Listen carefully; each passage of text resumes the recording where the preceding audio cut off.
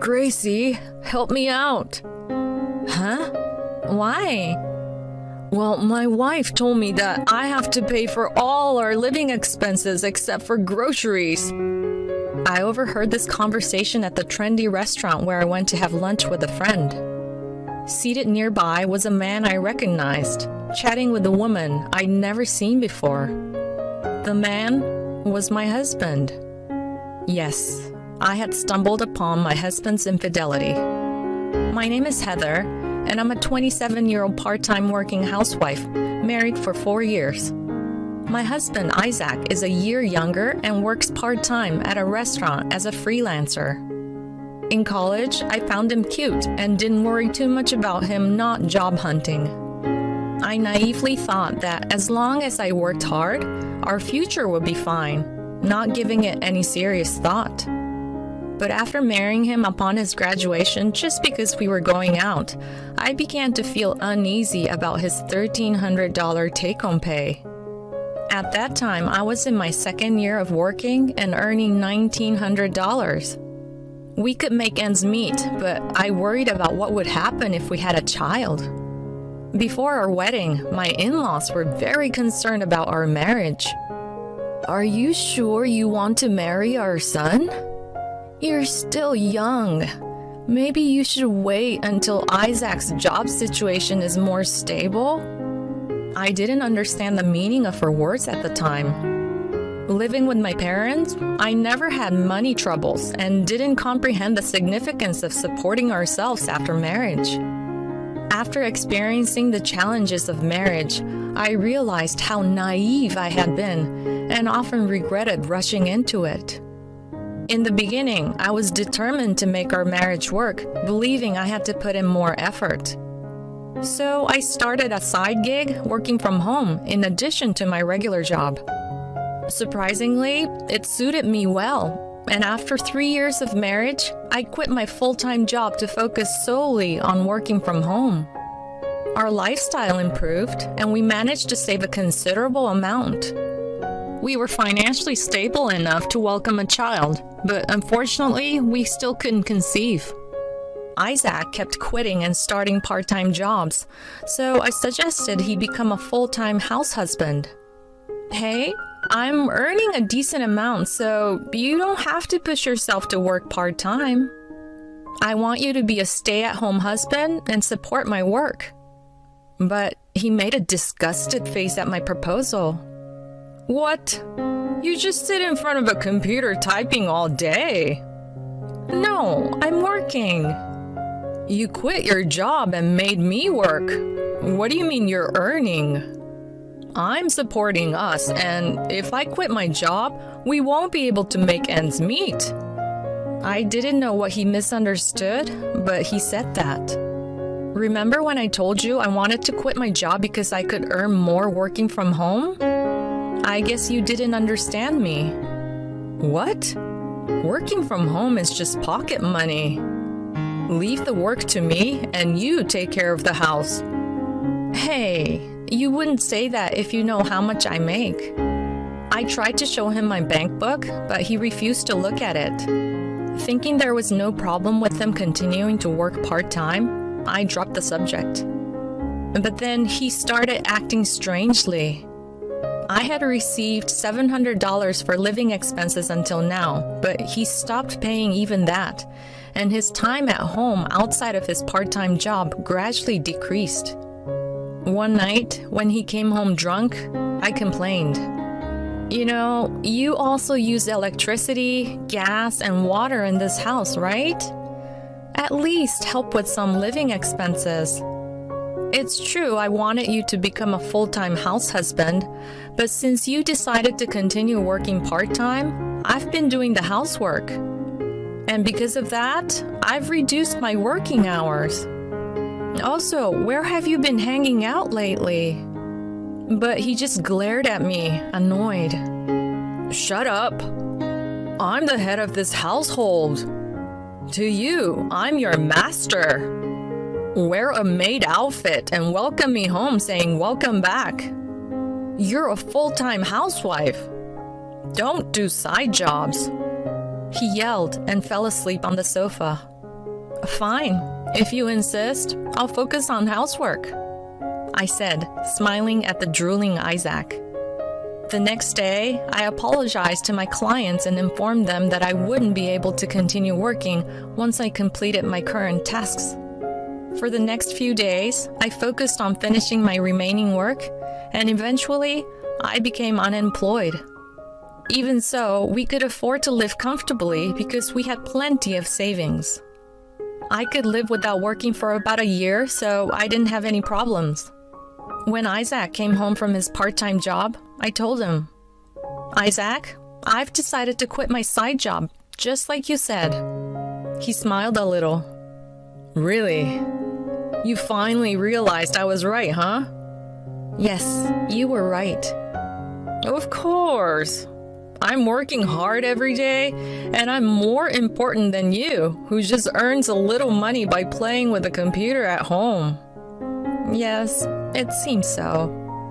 Although annoyed by his tone, I still handed him a cash card and a bank book with a smile. It was a newly created card, and I had already contacted each company to change the direct debit to this card. "I have a favor to ask of you, my wonderful husband." "What is it?" "It seems I'm not good at managing money. I can't make ends meet with the $700 you give me, and you didn't even give me living expenses last month or the month before." "Don't you have any savings? I didn't know you were so careless with money, Heather." "Yeah, it seems that way. That's why I want to leave it to you." "If that's the case, leave it to me. $200 a month should be enough for food expenses, right? You should be able to manage that." My strategy of appearing submissive seemed to work, and he confidently took charge of all the payments except for the $200 a month he gave me for food expenses. Of course, $200 wasn't enough for food expenses, so I covered the difference with my own savings.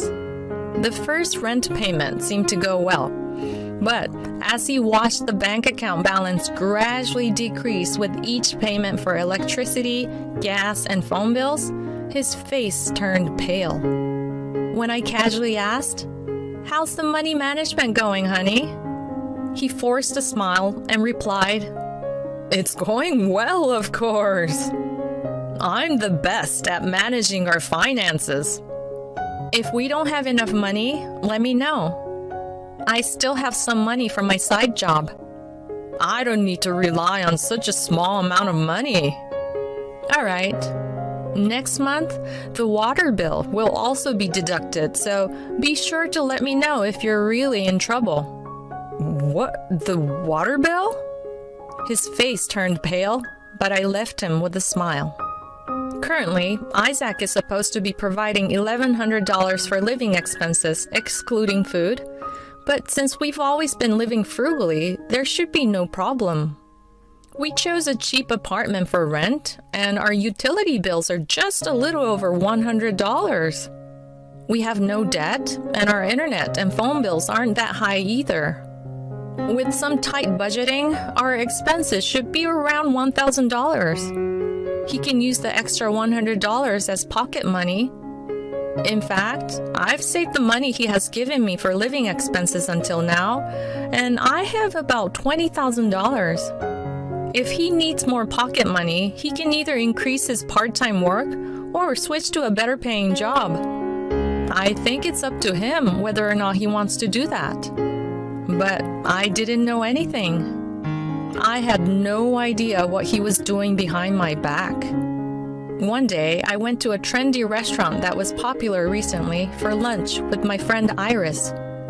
It was a popular place among women, and there were a few couples inside. We ordered the popular menu items, took some selfies, and had a fun time talking and laughing about recent events. At that moment, I heard a man's voice from another table. "Gracie, help me out." "Huh? Why?" "My wife actually told me I have to pay for all the living expenses except for food." "You're married?" "Yeah." My wife used to take care of everything around the house. Then why don't you ask your wife to do it again? I can't do that. I boasted and said something stupid. She must have gotten mad at me and decided to let me handle the living expenses. I looked at the table in surprise. It was Isaac and a woman I had never seen before. The woman was a young girl in her 20s. She was just the type he would like.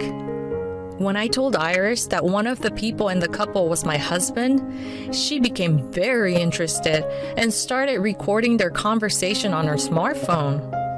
Was it a lie when you said you were working part-time for your dream? Huh? Oh, did I say that? But you can actually make a living on a part-time job. He was laughing foolishly, and the woman glared at him. I thought I might be okay with marrying you, but wow, you're the worst. If I were your wife, I'd definitely divorce you right away. Who else but your wife would put up with a broke, freeloading man who asks for help after spending all the money on her? Don't ever contact me again. The woman said that and stood up, quickly leaving the restaurant. Iris immediately followed her. When I looked at Isaac, he seemed to be crying with his head down. So I stood up, paid the bill at the register, and chased after Iris. When I went outside, Iris had caught up with the woman and said, "Can I talk to you for a moment?"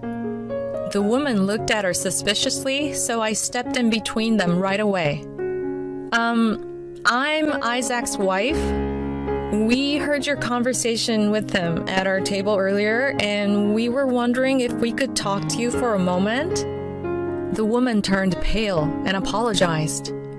I'm so sorry. I didn't know he was married until just now. I understand. It's okay. We just want to talk for a bit. Iris, the woman named Gracie, and I went to a different cafe, and we decided to hear her story. It seemed that he had been cheating on me with Gracie for about half a year. She said that the reason he started acting tough towards me was probably because she praised him. I got her permission and recorded our conversation. When I first met Isaac, he was such a gentleman and would buy me anything I wanted. He would always take me to nice restaurants for meals and brag that he was making enough money from his part-time job so he wouldn't have any problems with living expenses. That's why I said things like cool, manly, and reliable, and that I liked him, but it was just lip service. Iris nodded in agreement. I see. He misunderstood what was being said to him. That's why he started acting tough towards you, who didn't show him respect as a husband. Respect him as a husband? That's impossible. He only makes $1,300 a month. I've never seen him chasing his dream, and he's always complaining about not having money. He's always getting into fights with other staff and quitting. I think he's changed jobs over 20 times. He can't work in the neighborhood, so he works at a store 2 stations away. Upon hearing my story, both Iris and Gracie turned pale. How in the world did you manage to have a married life with him? Well, I'm the one who makes more money. Honestly, I'm not struggling financially. Maybe I hurt his pride as a man when I asked him to become a stay-at-home husband. But that's not a good reason for him to cheat, is it? Iris looked at me seriously and said, Of course not. I didn't say anything because I thought you two were happy together, despite Isaac being a freeloader. But if you are suffering, I have something to say. Divorce him. He doesn't care about you right now. I can't imagine you raising a child with someone like that, if you ever have one. I want you to divorce him before you have children and find someone better for you. I nodded vigorously at her words. Yeah, you're right. I've been thinking I need to work hard for him all this time. From now on, I want to work hard for myself. After that, Iris introduced me to a lawyer who was an acquaintance of her husband. The video of Isaac and Gracie arguing that Iris took, as well as the recorded testimony from Gracie, served as evidence, and the divorce preparations went smoothly. Then I brought up the subject of divorce to Isaac. Hey, do you know a girl named Gracie? He looked surprised for a moment, but then looked away, pretending not to know her. No, I don't know her. Who is she? You don't know? Could it be that you have early onset dementia or something? You're making fun of me again? Your husband? Uh-huh, I am. I showed him the video of him and Gracie arguing that Iris had sent me. You really don't remember anything about Gracie? It seems like you've been supporting her quite a bit for the past 6 months. Hey, before I took over managing the money, you had about $500 in allowance, right? But from what I hear from Gracie, it seems like you've been spending more than $500. Where did you get that money from? When I asked, his face broke out in a cold sweat, and he stammered out an answer. Actually, I borrowed $2,000 through a cash advance. What? You went into debt just to support her? Well, she said that men who spend money on her are attractive. So what about the repayment? There's no problem with that. My hourly wage has gone up recently, and I'm taking home $1,400. I also switched the cash advance to a revolving payment plan so I can pay it back every month without any trouble. But when I make the payments, I'm left with only $100. I somehow managed to convince her to settle for a cheaper place the last time. As he explained with a laugh, I was left speechless and exasperated. After a deep sigh, I immediately presented him with divorce papers. I can't believe you'd borrow money with a revolving payment plan. You're insane. But how you spend your money is no longer any of my concern. As a severance payment, I'll give you 20% of our assets. I've saved part of the money I've earned and the living expenses you've paid me. It seems pointless to ask you for alimony, so once we're divorced, never involve yourself with me again. Huh? What are you talking about? Even if you say 20% of the assets, it's not that much, right? How can you really make demands with that kind of money? This is why women are so brazen. Since he didn't seem to understand, I showed him the reality. It's $20,000. What? That much? Are you lying? Saying you actually didn't have it just to disappoint me? That's not gonna work. I've figured out these past 3 months paying for my own living expenses. There's no savings in this house at all. Not wanting to talk to him any longer, I took out my bank book from my bag and showed it to him. You didn't want to see the bank book when I tried to show it to you before. Did you not want to face the reality that I'm earning more than you? Well, too bad. I'm earning $9,600 a month. I have a total of $100K in savings. In shock, Isaac looked back and forth between the bank book and me. Anyway, I don't want to be married to someone like you who's irresponsible with both money and women. I don't even want to divide our assets. If we could cut ties, I'd even pay off the debt you've created. So don't ever get involved in my life again. From now on, we'll communicate through our lawyers, so don't contact me directly. With that, I picked up the luggage I had prepared earlier and left the house. When I returned to my parents' house, they greeted me warmly. After returning to their house, I started working from home again. I resumed working with the clients I had been dealing with before. At first, my income didn't increase as much, but after a while, it returned to its previous level.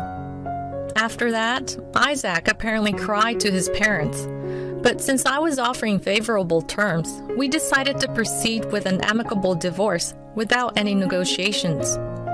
At one point, we had a discussion with our lawyers about the division of assets, and Isaac and my in-laws came to my house. My in-laws apologized profusely, making me feel almost guilty. We agreed that the division of assets would be settled in a way that satisfied me, and I would transfer $20,000 to Isaac as a severance payment. According to my in-laws, they were afraid of giving him a large sum of money, and they thought that even $20,000 was too much. We will make Isaac pay for the debt he incurred. You don't need to pay for it, Heather. We'll also handle the cancellation fees for the apartment and the disposal of the furniture and appliances. We're truly sorry for the trouble our son has caused you. My father-in-law apologized, and it seemed that my mother-in-law had scolded Isaac quite a bit, as his face was beet red and he was looking down. Seeing him like that, I felt a bit relieved. I had been on guard, thinking that he and my in-laws might demand reconciliation after learning about my monthly income, but I'm glad that they were good people. Since then, Isaac has been forced to work at his relative's company, living and working there. His debt was only about $2,000, so I think he could pay it back quickly, but he seems to be working like a horse without being able to go out freely. This is probably a good lesson for him, who had always been spoiled and dependent on me. I can only pray that he becomes a decent member of society. As for me, I continue to meet up with Iris and have lunch together. This time, as a token of my gratitude, I gave her a travel voucher. Then she said she wanted to go with me and made travel plans for us. I wanted you to travel with your family. Of course, I'll go with my family too. But you're my best friend, so it's okay to prioritize you, right? She said that with a big smile. I consider myself fortunate to have become friends with her. I want to continue to cherish such a best friend in the future. Take care of my dad. You also want to be with dad, right? This is what my husband told me. He left the house after leaving these words behind. I'm Isabel, 35 years old, and I'm a housewife. I have been married to my husband Lin, who is 8 years older than me, for 10 years. We don't have any children. Before getting married, I worked as a receptionist at a major company. My husband was also an employee at that company. Sometimes the receptionists were invited to the company's employee gatherings, and that's where I met my husband. Isabel, this is the first time we're talking, isn't it? I work on the 8th floor. Did you know that? By chance, we ended up sitting next to each other, and true to his sales profession, he was skilled at conversation and quite entertaining. During the gathering, he made me laugh a lot. As we talked, I found myself drawn to him. I thought that if I were with this person, we could live a life filled with laughter. Later, I heard that my husband had seen me when I was working as a receptionist and had been interested in me from the start. A week later, the two of us went out for drinks and started dating. During our relationship, wherever we went, we were always laughing. After 3 years of dating, we decided to get married. At his request, I became a housewife and quit my job as a receptionist. During the first few years of marriage, every day was enjoyable, and I was incredibly happy. I looked forward to my husband coming home, and it was a daily joy to eat the meals I cooked together and listen to my husband's stories. When I eat your cooking, Isabel, all the fatigue from the day just disappears. Thank you so much always. I had a very good relationship with both of my in-laws. My mother-in-law is kind and easygoing, and I have never experienced the stereotype mother-in-law mistreatment. She is a housewife with more experience than me and is excellent at cooking, so she often taught me. My father-in-law Kenny is a person who is good at talking, cheerful, and funny, just like my husband. He was intelligent and held a high position as an executive in his company. When we talked about our marriage life, we were envied by our friends because everything seems to be going smoothly for us. However, recently my husband has been going on frequent business trips, and he always comes home late. Since his promotion, he had become busier than before, which was one factor. Additionally, it had become more frequent for him to come home after I had already gone to bed. We had almost lost the opportunity to have dinner together, and he had stopped making me laugh. One day, my mother-in-law passed away. Her pre-existing lung condition suddenly worsened. My father-in-law did his best to support her during the 6 months she was hospitalized. The two of them had a very close relationship.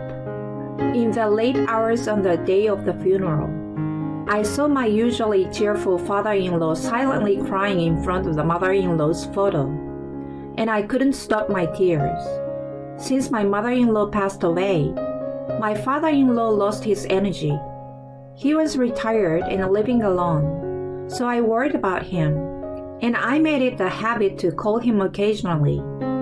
I repeatedly told my husband that we should go visit him on our days off, but he declined, saying he was too busy. One day, my brother-in-law and his wife, who lived near my in-laws' house, came to our home. I haven't told my brother about this until now, but something is off with Dad. I initially thought it was just because he hasn't been the same since Mom passed away, but his forgetfulness has become unusually severe. When I went to the hospital yesterday, he was diagnosed with dementia and certified as requiring care. Since we were worried about him living alone, we are considering living together with Dad. However, we both work, so we can't be with him 24/7. I wonder if there is any way you could help us occasionally? I couldn't believe what my brother-in-law was saying. I knew that my father-in-law wasn't feeling well, but I had never realized that he had dementia just from our phone conversations. As I was about to offer my help, my husband spoke up first. No, we're going to live with Dad. Don't worry about it. I'm the oldest son. Isabel is a housewife, so she can with him all the time. I will help too. Let's take care of Dad together. Isabel, is that okay with you? I was caught off guard by how quickly the conversation had escalated, so I hadn't quite organized my thoughts yet. I have never had experience with caregiving. While I might be able to help occasionally, I wondered if I would be able to be there constantly by his side. I had many concerns, but deep down, I had prepared myself for the possibility that one day, as the wife of the oldest son, such a day would come. Above all, I wanted to be of assistance to my father-in-law, who had taken care of me all this time. So I made the decision to live together. I will be fine. After all, I have received a lot of help from Kenny all this time. After giving that response, a few weeks later, my father-in-law started living with us. I apologize for any inconvenience. If I ever say something foolish, feel free to get angry at me. That's what my father-in-law said to us. We made the decision to live together. But caregiving turned out to be more challenging than we had imagined. My husband is rarely home, leaving me alone with my father-in-law. His symptoms are still mild, and he recognizes us properly. However, he often buys the same items repeatedly and frequently misplaces his keys and wallet. There are good days and bad days, but when he goes out, he tends to come back having lost something, so I accompany him whenever possible. My father-in-law, perhaps feeling guilty for constantly needing my assistance, sometimes seizes the opportunity when I'm busy with housework to go out alone. When he returns safely without losing anything, I feel relieved. However, when we went shopping together yesterday, he bought eggs again, not realizing that he had already bought them before. After that, for the following 3 days, he went out alone, and each time he bought eggs again. It made me realize that from now on, I absolutely had to accompany him. My husband comes home late every day, often after my father-in-law has already gone to bed. Since we started living together, his business trips have increased even more. He doesn't ask about my father-in-law's well-being or engage in conversation. I have many stories about my father-in-law that I want my husband to listen to, but whenever I try to talk to him about it, when he comes home, he always makes excuses like being tired and doesn't listen at all. The fact that he doesn't even listen to me was quite stressful for me. Even when he is occasionally off and at home, he doesn't make much effort to interact with my father-in-law. There are even times when he ignores my father-in-law when he tries to start a conversation. One day, while I was hanging up the laundry, Dad has gone out. Despite my expressed desire not to let him go out alone, my husband casually informed me without any intention of helping. He had no intention of assisting me at all, and I was dumbfounded. One day, my husband, who was always late getting home, came home in the evening. I had been feeling stressed by my husband, but I was happy that he came home early. However, when he returned, I suddenly need to go on a long-term business trip starting from tomorrow, so I have to prepare. He began packing his belongings into a large suitcase. Where are you going on the business trip? How long will you be gone? My father-in-law asked, but my husband didn't answer and continued with his preparations. Judging by the amount of luggage, it seemed like he would be away for more than a week, possibly even traveling abroad. While he was getting ready, my father-in-law fell asleep. As I was washing the dishes, my husband finished his preparation, came out of the shower, and sat at the dining table. Once you're done, Isabel, come and sit as well. I was called by my husband. He might be absent for a while starting from tomorrow, but I was somewhat happy at the thought of being able to have a leisurely conversation with my husband after a long time. However, my husband started saying something unbelievable. I want a divorce. I've been having an affair. The other person also had a spouse, but they finally broke up. So let's separate too. I'm going to marry that woman. Starting tomorrow, it won't be a business trip. We'll go on a trip to celebrate our separation. I thought it was a bad joke when I saw him continue to talk nonchalantly and unintelligibly. Huh? You were joking, right? Stop it. This isn't like you. It's not funny, I said. And then, No, I wouldn't joke about something like this. I've fallen in love with someone other than you. Please sign this and send it back to me. And my husband continued in a detached manner and handed me a divorce papers. Once I realized it wasn't a joke, I became flustered. Since when had he been having an affair? My husband has a busy job, often coming home late and going on frequent business trips. I never questioned it at all. Perhaps all those reasons were just lies to meet his affair partner. I felt angry at myself for not noticing anything at all. During the time I was taking care of his dad, he might have been enjoying himself with his affair partner.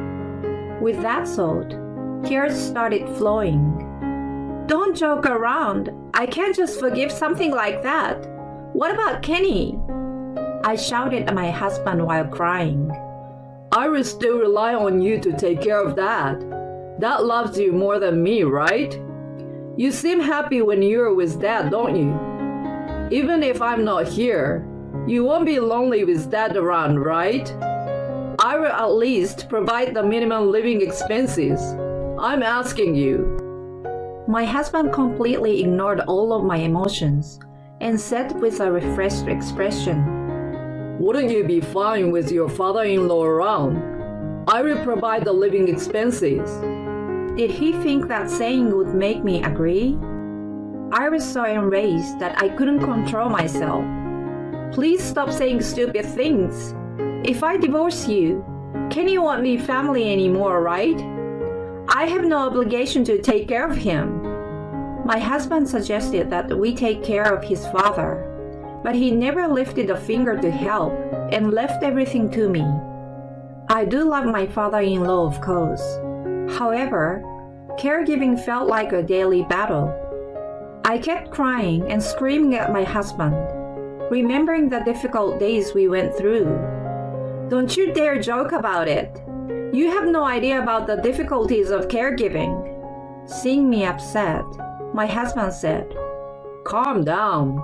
It's already decided, so crying won't change anything. We can't talk in this state. Let's discuss it again tomorrow. And with that, he went to the bedroom. I kept shouting at my husband as he headed towards the bedroom, but he didn't even look back. It had been years since I cried this much. Even after my husband was gone, I continued to cry for a while. I realized I had cried myself to exhaustion and ended up falling asleep on the sofa. When I woke up, it was 5 in the morning. By then, my husband was no longer in the house. On the dining table, there was a divorce document and a note. Please sign it and send it. Take care of Dad. Thank you for everything. Goodbye. That was written on the note. I couldn't understand the meaning, and I cried out again. Then, my father-in-law woke up and was surprised to see me crying. Isabel, what's wrong? What happened? Please take a look at this. I showed the note and divorce papers to my father-in-law and told him everything that happened last night. As he listened, my father-in-law also shed tears. He loved my mother-in-law deeply. He had never even considered the thought of infidelity. And there was a time when my father-in-law and I talked about how we couldn't forgive someone who cheats while watching a drama. It might have been a shock for my father-in-law to learn that his own son was doing such a thing. And after listening to the whole story, my father-in-law began to speak to me slowly. Isabel, I'm incredibly grateful to you. More than words can express. I cannot forgive him. I don't want to let it end like this. Would you let me handle it? As I looked at my father-in-law speaking, his eyes were filled with honesty. It felt like his usual self, as if his dementia had been cured. First, gather solid evidence of their infidelity and find out where they are. Hire a private detective for that. Upon hearing my father-in-law's words, I felt a strong sense of support. I couldn't keep crying. I had to fight back. Following my father-in-law's advice, I left the house and headed to the detective agency. I'm not sure how many days they will be on their trip, but they should be back soon As they have work commitments, I informed the detective. A few days later, I received a call from the detective. They provided me with numerous photos of my husband walking with the other woman and entering a house together, along with information about his whereabouts. The other woman appeared to be around 25 years old and seems to be unemployed. I was surprised by the significant age difference and couldn't help but feel disgusted by my husband's actions. When I returned home and reported the finding to my father-in-law, he said, Well done. I'm going to go there now. You will be fine on your own. Isabel, you must be tired, so have a rest. With those words, my father-in-law headed towards the house where my husband was apparently living with his affair partner. It was a weekday afternoon, and my husband wasn't at work. When my father-in-law arrived at the house, the woman came out. Nice to meet you. I'm the father, and I came to see my son. I have dementia, and my previous daughter-in-law used to take care of me. From now on, I will be taken care of by his new wife, right? I would like to set a date for the move. At first, the woman greeted my father-in-law with a friendly smile. However, when she heard the words dementia and caregiving, she responded by saying, Who are you? I have nothing to do with this, and sent him away. When my father-in-law returned home, he told me to contact my husband's workplace next. Excuse me, I'm his wife. My husband said he's going to see his mistress and hasn't come back yet. Is he at work? I told the woman on the phone in a blunt manner. I'm sorry, Lynn is currently out of the office. Would you like me to have him call you back? I was told. Please do. I told her and hung up. I was very nervous, but my father-in-law, who was listening next to me, praised me after the call ended. And a few hours later, my husband called. As soon as I answered the phone, What the hell are you thinking? Calling my workplace? Are you out of your mind? You should have called my cell phone instead. I've already given you the divorce papers. We are getting divorced, so there's no cheating or anything, he said. Because of you, it seems like there are rumors circulating in the office. I heard it from one of the office workers with a smug look on their face. Don't mess around. It seems like our plan was a great success. Upon hearing the panicked words of my husband, I deliberately maintained a calm tone and responded, Oh, wasn't it goodbye? I know we were getting divorced. I'm fine with you not contacting me. With that, I hung up the phone. Even this response was instructed by my father-in-law. My husband, in a state of panic, looked quite ridiculous, and I and my father-in-law shared a laugh. And that night, my husband returned home. My father-in-law was already asleep. After I hung up the phone, and he kept calling multiple times, I thought he still had something to say. But as soon as he returned, he apologized at the entrance. I made a regrettable mistake in a moment of confusion. You haven't filed for divorce, right? Please stay with me after all. Please continue to take care of me from now on. Thank you. I couldn't help but burst out laughing. He had shrunk so much that it was hard to believe he had been so confident until the evening. So the other person hadn't separated from her husband, right? She seemed surprised to hear that your father has dementia. So what? We are still getting a divorce. My husband has a surprised expression upon hearing my words. You? How do you know about that? Kenny spoke with that woman. Oh, it was also Kenny's idea to call the company. I've already found a lawyer, so let's meet at the courthouse. I'm going to demand a substantial amount of compensation. Take care. Well then, goodbye. As I said that, my husband had an unbelievably shocked expression on his face. I proceeded to kick my husband out of the house right then and there. I felt a great sense of relief. While taking a shower, I couldn't help but laugh repeatedly as I recalled the sight of my husband's kneeling. The next morning, when I informed my father-in-law, who had just woken up, that my husband had returned, If you had woken me up, I would have shouted at him too. he told me laughing. While we were having that conversation, my brother-in-law arrived. It seems like my father-in-law had called him. I apologize for my brother's rude behavior. He apologized to me. We will take care of that at our home. I understand that you will face difficulties with upcoming trial, but I will do my best to support you as much as possible. My father-in-law also conveyed to me. I apologize once again for my son's actions.